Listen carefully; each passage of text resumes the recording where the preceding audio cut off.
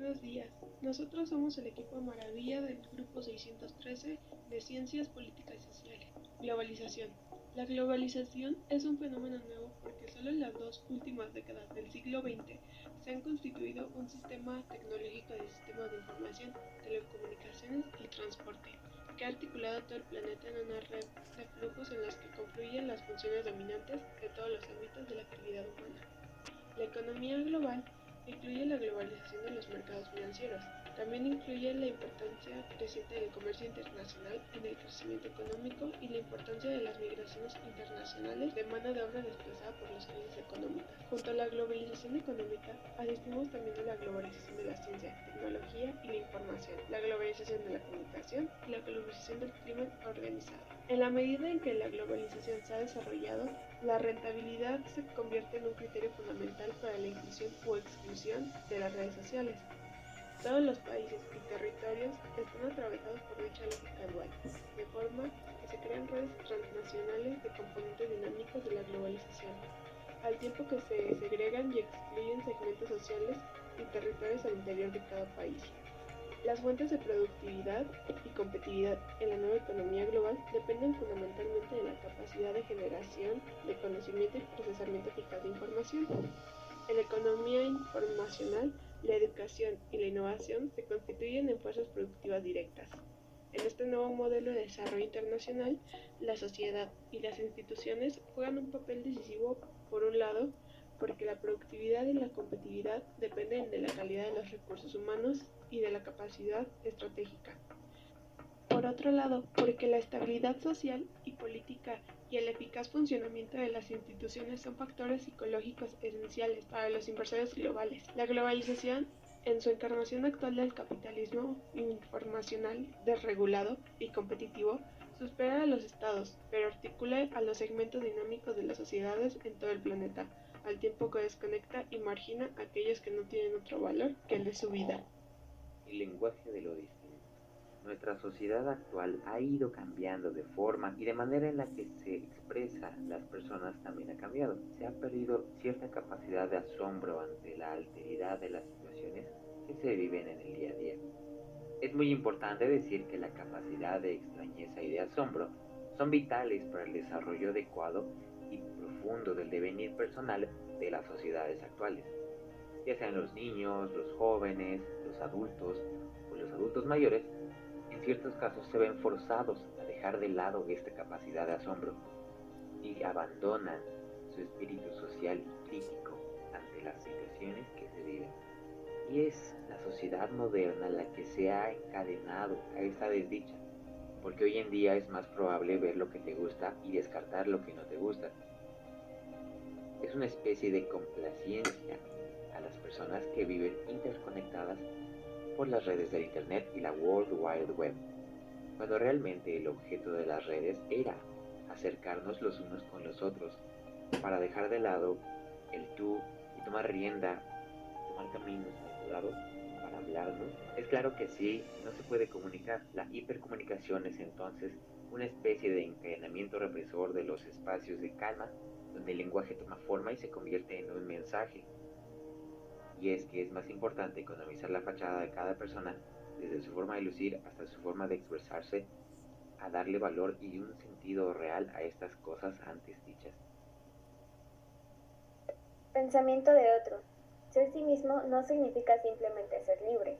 El yo es una carga y un peso del cual no te puedes librar durante tu existencia, lo que puede llevar a la depresión, que es la fatiga de ser sí mismo.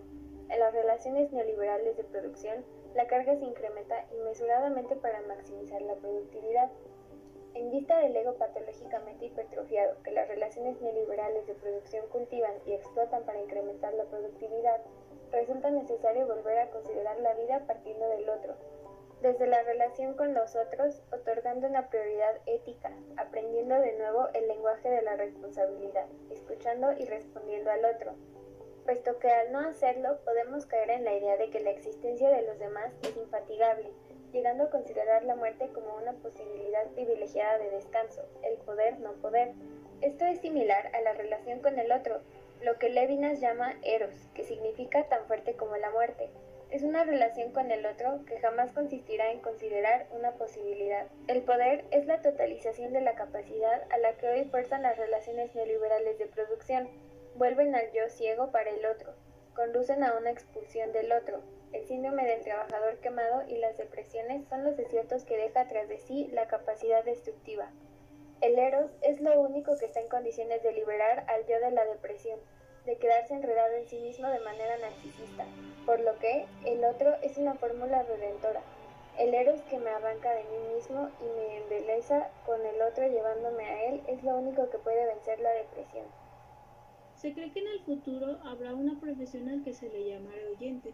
A cambio de un pago, el oyente escuchará lo que la otra persona tiene que decir. El oyente se pondrá a su merced sin reservas. Sabemos que en el espacio político es un lugar de encuentro, en donde hablamos con otros y escuchamos. Es importante porque la escucha tiene una magnitud política. Hoy escuchamos muchas cosas, pero perdemos cada vez más la función de oír a otros y de atender a su lenguaje y a su sufrimiento. El sufrimiento se privatiza y se individualiza. Se pasa por elevado la sociabilidad del sufrimiento. La táctica de dominio radica hoy en privatizar el sufrimiento y el temor, escondiendo con ello su sociabilidad, o sea, impidiendo su socialización y su politización. La politización significa la transposición de lo privado a lo público, lo cual hoy es más bien que va de lo público, se disuelve a lo privado. La voluntad política se configura a un lugar público, una sociedad de escucha, un grupo político de oyentes. Está menguando extremadamente. El Internet no se muestra hoy como un lugar de acción común y comunicativa. A diferencia de ella, la sociedad venidera podría llamarse una sociedad de los oyentes y de los que atienden.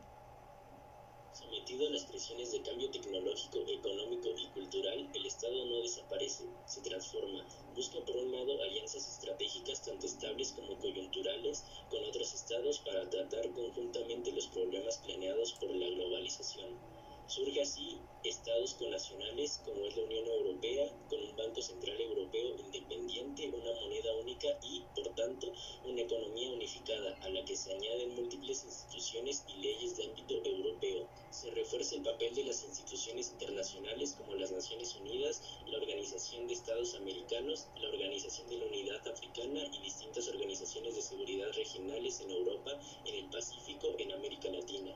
Se constituyen alianzas militares fuertemente integradas como la OTAN. Surgen formas políticas sui generis a medio camino entre estados connacionales e instituciones internacionales, hecho de redes de órganos gubernamentales de distinto nivel, articuladas estructuras no gubernamentales. Para cada problema, para cada ámbito de decisión se produce una configuración distinta de la combinatoria administrativa que compone el nuevo Estado.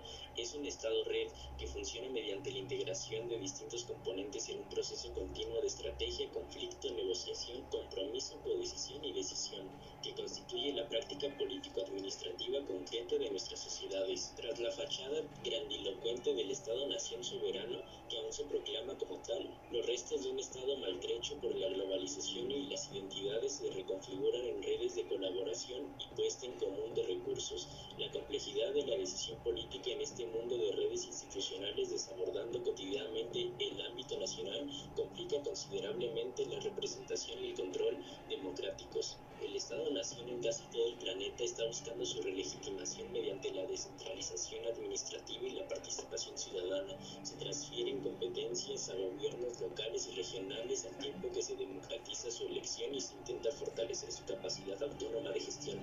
También han procedido los estados a un reconocimiento creciente de la esfera de acción parapública mediante el desarrollo de ONGs que complementan las políticas públicas articulando recursos privados y desburocratizando la gestión de programas sociales. A menudo las ONGs prolongan su acción en la esfera internacional en un desarrollo paralelo a la internacionalización cooperativa de la intervención de los estados. La descentralización del Estado-nación y su apertura creciente acentúan su pérdida de poder, pero, por otro lado, permiten restaurar parte de su legitimidad